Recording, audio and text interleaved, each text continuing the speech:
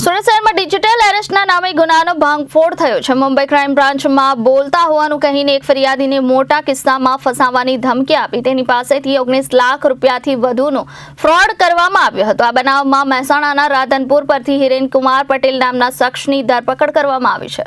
આરોપી હિરેનકુમાર પટેલે પોતાનું બેંક એકાઉન્ટ ભાડે આપી દેતા તેના ખાતામાં 19,91,000 રૂપિયાનો ઉલ્લેખ થયો છે. ફરિયાદીને મુંબઈ ક્રાઇમ બ્રાન્ચના અધિકારી તરીકે ઓળખ આપી ડિજિટલ એરેસ્ટ કરવામાં આવ્યો હતો. ત્યારબાદ તેમને મની લોન્ડરિંગ અને ડ્રગ કેસનો ભય બતાવ્યો હતો. નકલી પોલીસ કર્મીઓએ ઈડીના લોગોવાળું લેટર આપીને ફરિયાદીને આઈસીઆઈસીઆઈ બેંકની એપ મારફતે ઇન્સ્ટન્ટ લોન કરાવડાવી 19,91,000 રૂપિયા ઠગ્યા હતા. આ ટોળકીએ હિરેનને બેંક એકાઉન્ટ ભાડે આપી કમિશન રૂપિયા 2.81 લાખ રૂપિયા પણ લીધા હતા. તપાસમાં ખુલ્યું છે કે આરોપીના એકાઉન્ટમાં કુલ 4.90 કરોડથી વધુના ટ્રાન્ઝેક્શન થયા છે.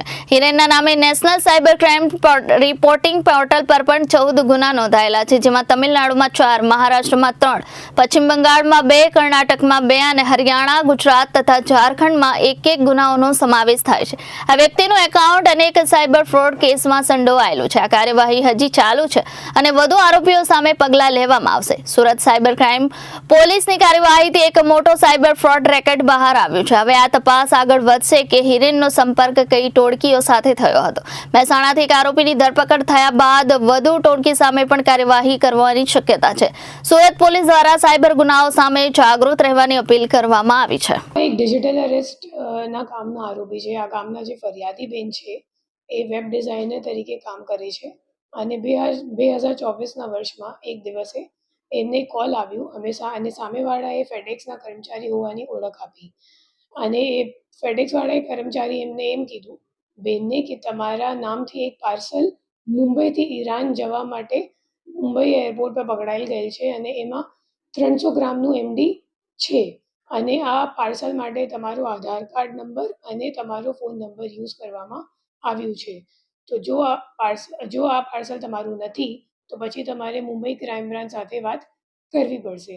આ કહીને પછી એ માણસે એમનું કોલ ફોરવર્ડ કરી દીધું અને મુંબઈ ક્રાઇમ બ્રાન્ચના ઓફિસર તરીકે વાત કરવાવાળો બીજા એક આરોપીએ એ બેનને કીધું કે તમારા ઘણા બધા બીજા ડોક્યુમેન્ટ્સ પણ છે જે આરબીઆઈ અને ઈડીવાળા છે, તો અમે લોકોએ તમને સ્કાઈપ કોલ પર વિડીયો કોલ કરીશ.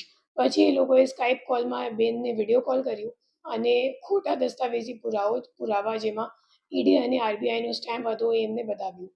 પછી એ ફરિયાદી બેન ડરી ગઈ અને એમને કેમ કીધું કે જો તમારે આ કેસથી નીકળવાનું હોય તો તમારે અમે લોકોને પૈસા આપવી પડશે.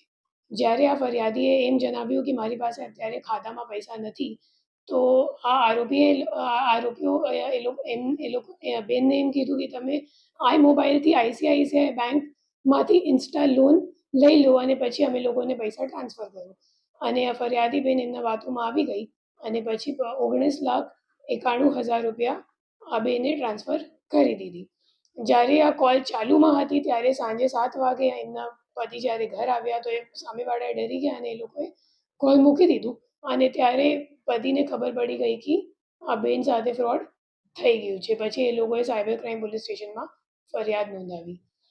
અત્યારે અમે લોકોએ જે આરોપીને લઈને આવેલા છે ઓલરેડી એમની પાસેથી રિકવરીની પ્રક્રિયા પણ ચાલુ છે અને એમનું